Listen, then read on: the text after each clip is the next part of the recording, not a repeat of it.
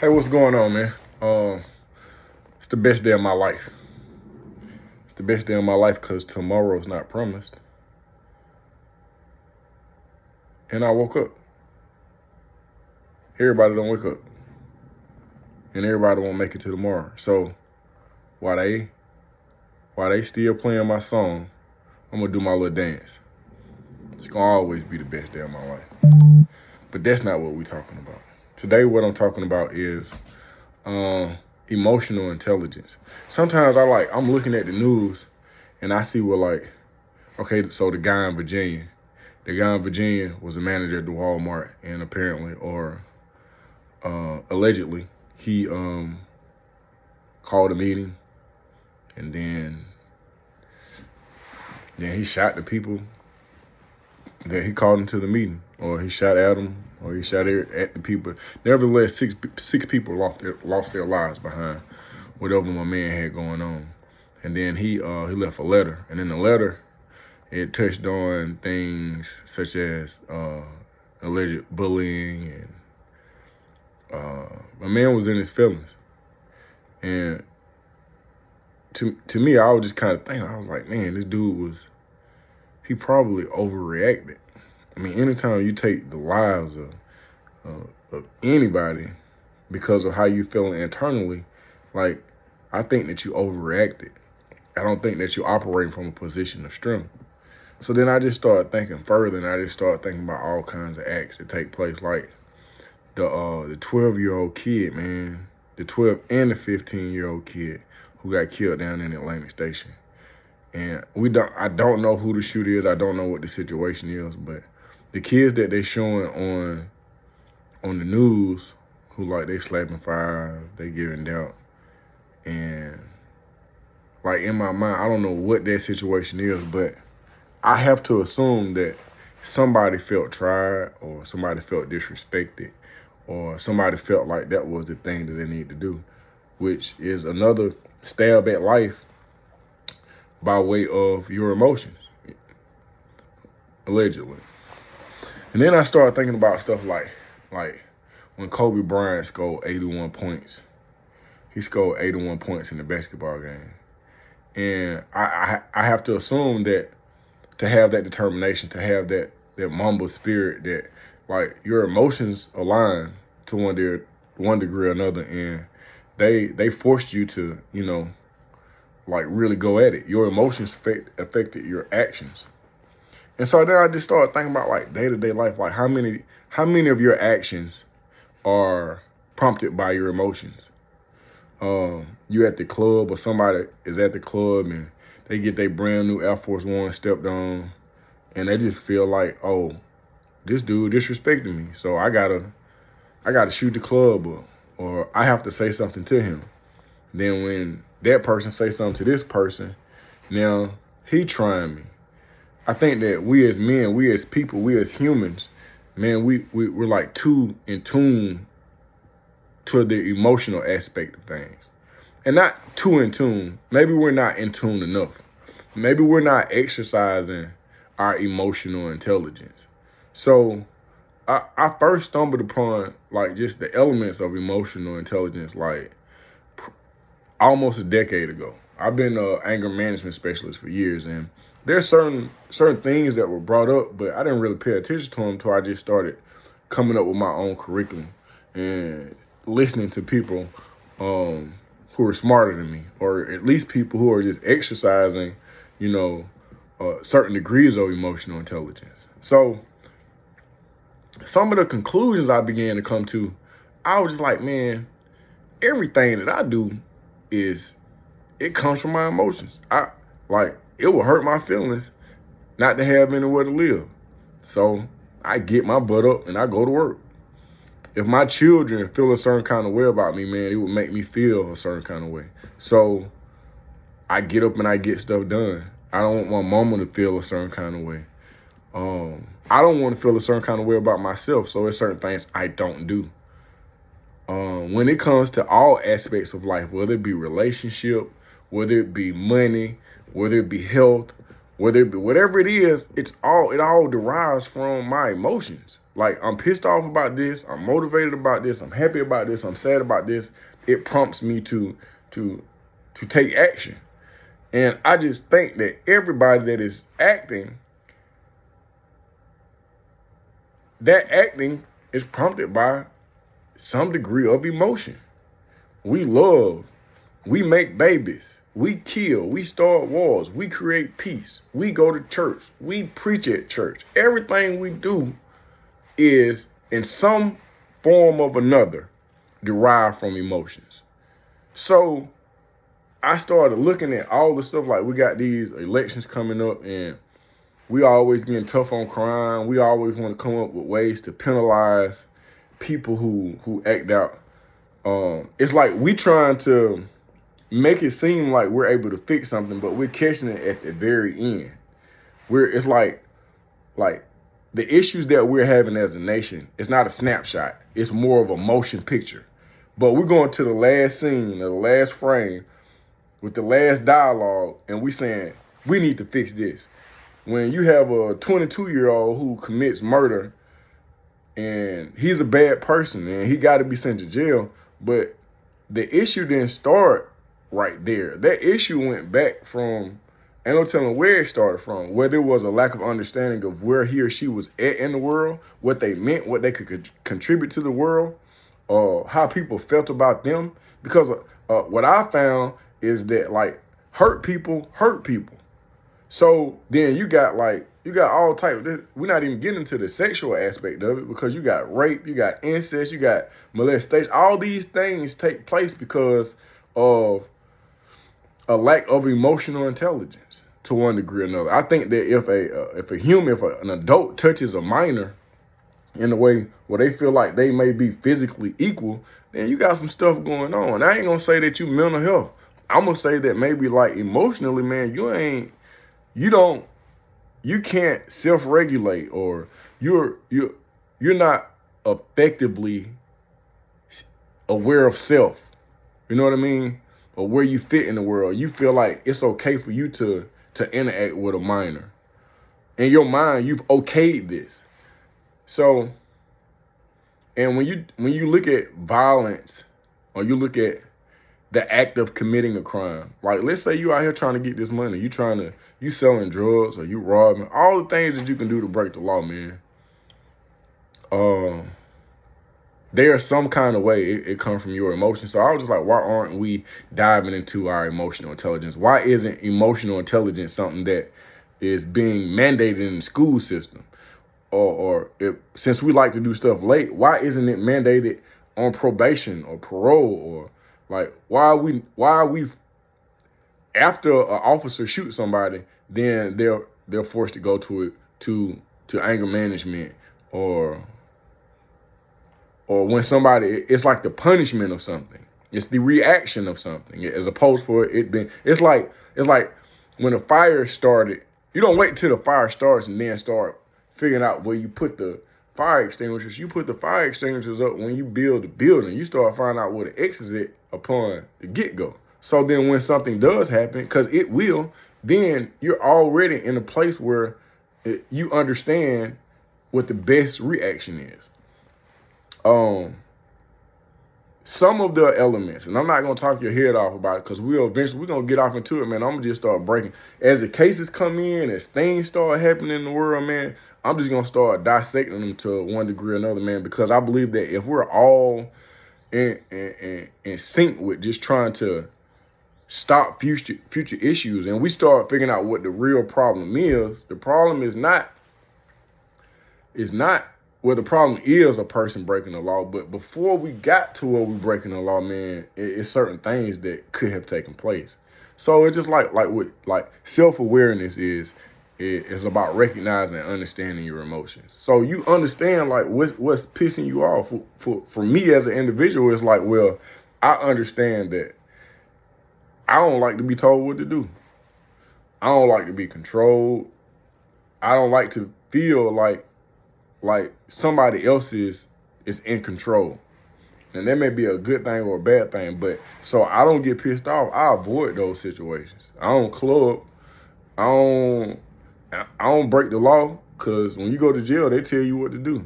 it's hard for me to go to court and help somebody because I don't want to go in the courtroom. I don't want to go in the courtroom because they tell you to take your hat off. They tell you where to sit. I don't want to be a part of none of that. I don't like nobody telling me what to do. So I try to avoid those situations. I'm not saying I can't maintain in those situations. I'm saying that I don't like it. So I do my best to avoid it. Self-regulation is like once you master your emotional awareness, the next step is managing those emotions, particularly the negative ones. So effectively, always treat others with respect and try to stay in control. So it's like some people know how to calm themselves. Like some of them, they can breathe or they can count to 10. I had this one girl, this one young lady who was on my caseload when I was in Clayton County as a case manager. Her name was, I can't think of her name, but she always dyed her hair green. She's dead now too, man. She got shot up on some gang stuff. But she used to go to therapy. And this was before I had dived into like anger management. So what took place was that she went to therapy, and in order to alter her anger, the therapist told her to squeeze on the ball. To squeeze anytime she got pissed off, to squeeze on the ball. And at the time, it seems it made sense. But one time she was squeezing, she didn't have the ball to squeeze on, and so she punched a hole in her mama wall, and her mama put out. So we had to find her shelter for the night. But I'm saying it to say this is that like, if it works for you, it works for you. But in my personal opinion, I don't think that your mental or your emotional despair or eagerness should have any physical outlet. Like it should be something that you break down in your brain, you make it make sense in your brain, so there is no outward action. Because if I'm punching a hole in the wall or I'm squeezing this little cute ball, I'm still not utilizing my emotional intelligence. What I've done is I've altered how I deal with this, and maybe I can squeeze a ball in and stop me from going to jail or doing something radical, but it's a mental place. Like when you love somebody, love comes from your brain. Like your heart is an organ that pumps blood. It keeps you alive. It all comes from your brain. So your emotions, they uphill. I don't know what you think is going on there. So if I'm utilizing or I'm exercising emotional intelligence, I'm breaking this stuff down mentally. Hey man, that makes sense. That don't make sense. This is gonna piss me off. That's gonna make me cool. Avoid that. Cater to this. The third element of emotional intelligence is motivation. It's about your drive to improve and achieve, setting standards for yourself and working consistently towards your goals. When you take like initiative, you know what motivates you. You know what makes you, like I was talking about earlier about, the look in my daughter's eyes will make me spaz out or clock in. That it motivates me to feel good about myself, to be able to look myself in the mirror, to think that my ancestors are looking down upon me and paying attention to what I got going on. I'm motivated by that, because at the end of the day, if I can make them proud, in my mind, if I make my ancestors proud, man, I'm good. I'm good to go. That's my motivation. And sometimes I'm motivated by this, sometimes I'm motivated by that. But I know what motivates me, so then I know what line I need to be standing in. I don't need to be in the strip club. Don't motivate me. It's hard for me to give you hard-earned money that I done went out here and worked for. I don't sell drugs, and I ain't dropping no mixtape. I got calluses on my hands, man. I can't just give you my money without you cutting some grass or something like that. I'm just, but I understand my motivation. But I understand some people's motivation is to club and to put on clothes and to be clean and to sing and see and to be seen. And I'm not knocking it, because sometimes that can motivate you to, go out here and create a business plan or create something dope for the culture, and it'll put you in a different place. But you got to know what motivates you. The fourth element is empathy. Empathy is a key in personal skill. Empathy is the ability to put yourself in someone else's shoes. I do remember this when I was taking anger management to be an instructor. I can't think of the brother's name. Downtown Atlanta. Good dude, black dude. And then he was talking about empathy in reference to, like, sometimes you're in traffic, and when you're in traffic, you have to empathize with people. And I think the example that he used was this person in front of you is driving real slow, and they driving like they somebody grandma, and they driving like they're an old lady. And then he said, well, what if it is somebody grandma? What if it is an old lady? What if it's your mama? Like, how would you treat her? If your mama was in front of you driving slow, would you be as disrespectful as you was if it was somebody else's mama? And then so sometimes when it's easy for me to act out, and I'm just talking about myself right now. It's easy for me to like be in the zone, be like, hey, get out the way, such. But then like if I really think about it, I'm like, man, look, what if that person really doing the best that they can? What if this person on their way to the hospital? What if it's a older person and they ain't got nobody else to take them where they need to go? What if they don't have no other option? What if they can't see? What if they can't hear? What if they doing their absolute best to maintain, and the speed they going is the best speed they can go at? Who am I to be telling this person or be trying to force this person to go at the speed that's comfortable for me? Empathy is important because when somebody make a mistake, it helps you understand or to sympathize with that person. Like, man, that could have been me. I could have made that mistake. Or somebody bro, don't even worry about it. Man, it happen all the time, man. It do happen all the time, bro. But if we utilize empathy, and all of these things that I'm talking about, man, they can be broken down into 10 more elements. Not 10 more elements, but you take those 5 main elements and then you break those into 10 elements that can make sense to a third grader. Another element of emotional intelligence is just like social skills. Often described as a people person. Those who are socially skilled are adept to dealing with others. I think this is just based on your perception of the world, your confidence. Some people have the gift of gab. Some people understand people. Some people can communicate non-verbally. Some people understand what you're trying to say before you even say it. Some people prompt you to say certain things. Some people reflect the temperature, and some people determine the temperature. So I'm saying that in reference to the social skills, because I can give you an examples, but okay, so I do work with the kids at the detention center. These are younger kids who have like SB 440 charges. In the state of Georgia, SB 440 are mandatory minimums. The mandatory minimum is like 10.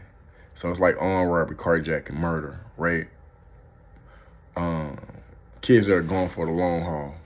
So what I told them to do or advised them to do is like, when you read your books, when you're in your cell and you're reading your books, read your books out loud. It's like, why, Mr. Buck? I'm like, listen, two reasons why. One, when you read out loud, you're learning or you're being exposed to this information twice, which to one degree or another makes you smarter. Books make you smarter. But when you can read out loud, you begin to enunciate. And initially your enunciation could be in a certain kind of place, but as you continue to read and the degree of books that you begin to read begins to, dive deeper into beyond classics, but when you start getting to your psychology books and therapy and 40 Laws of Power and all types of stuff, and you're reading out loud, then you'll be able to captivate different audiences, because I speak or I spoke or I can talk with a Southern Eastern accent. I will shout at you to death. But there are times where I got to tuck shouter away. I got to put on a suit and I got to go in here and I have to just speak English as confidently as I speak slang. What if you can turn it off and on? What if you could speak Spanish? What if you could speak sign language? What if you could speak any type of different language? That's an improvement on your social skills.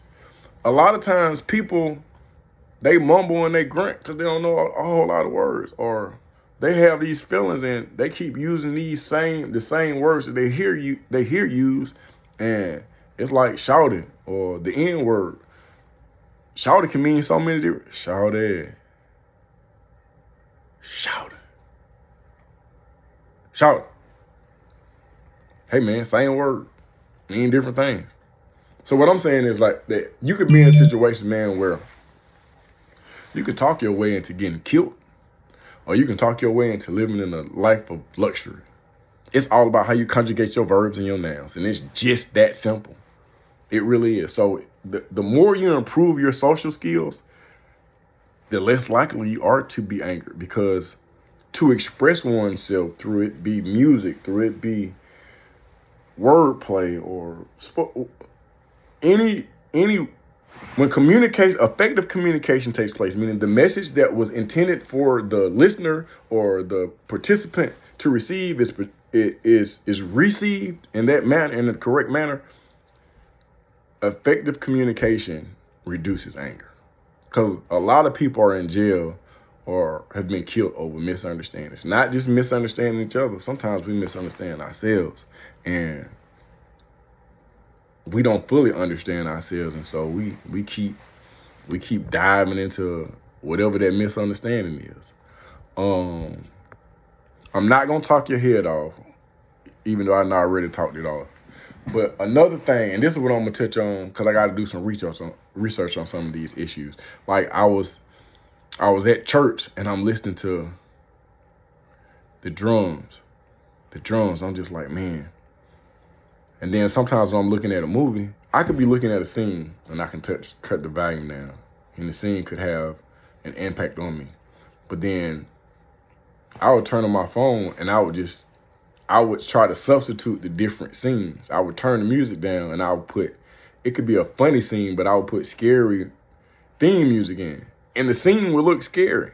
And then it would be an adventurous or an action-packed scene. And I would put like some sentimental music on, like when they was dying in Titanic. You know what I mean? And then it would change everything. So then it began to dawn on me how much music and drums and rhythm like have an effect on us. And I was just like, I could be in church, man, and feel like I'm dancing for God. Or I could be in my truck listening to whoever, and I could be like, yo, why I do this? Yo, I do that. I'm on my motorcycle listening to music, man. I was listening to Janet Jackson. I just got caught up on one of her songs one day, man. Like, music is life, rhythm. Like, we're rhythmatic people. I'm probably not saying that right, but I'll be able to describe it more in depth the next time we tune in, because I'm gonna go do research on it, because I'm just like, man, and think about all the misconceptions that come from rhythm and beats. Like, you be in church, and I ain't saying that all churches are this way, or church in general is that way, but some of these preachers be tricking you. But if you put that bass line, boom, boom, boom, yes, yes, yes, the Lord said this and that. And it's the same thing with trap. It's just like, boom, boom, boom. Yo, we did this and we did that, and we'll do this and we'll do it. And then I just started listening to the music. I'm just like, man, you just talked about selling drugs to my mama, robbing my daddy, and then what I'm supposed to be. I'm going to be a crack baby. And then I'm going to follow along the same. You put that music behind it and it make you feel good, but it don't make no sense. It don't make no sense at all. So I'm going to dive deeper into that, man. And like I say, every day I'm going to record something. I might not post it every day. I'm going to record something, man, because I got to start getting these thoughts out, man. I have seen assignments that I've gotten from God, and I've seen other people follow through with those assignments. And this is years and years of stuff, like ideas that God, and I ain't saying nobody that took no ideas, and I don't care to express nothing, but I'm saying that sometimes God gives me an assignment, and sometimes I listen, and sometimes I don't listen. When I do listen, life be better for me. I feel better about that. But when I don't listen, it's just like you missed out. Somebody else had that. And I don't pay attention to it, and I don't, I hold no anything about that. But what I'm saying is that, man, I'm going to be obedient to what's going on. And it seems as if the world right now, man, we gotta stay focused. We gotta get focused on, before it explodes, before it gets to that last scene, let's address it. And let's address it let's operate from a position of strength. Let's operate from a expert perception, because you can be an expert on yourself, thus regulating what you're involved in, or who you're involved with, and what your potential outcome could be. My name is Dana Butler, man. I'm a whole lot of stuff, man, but it's the best day of my life. I don't know how I could get no better. The Lord has truly outdone himself. I woke up this morning, I inhale after I exhale. Tomorrow's not promised. Everybody in this world that you meet, every relationship that you have will one day come to an end. All the possessions that you have, you'll one day lose. All the money that you got, one day it will not belong to you, man. Everything comes and goes. You need to go and do your little dance while they playing your song. I'm gonna see y'all next time.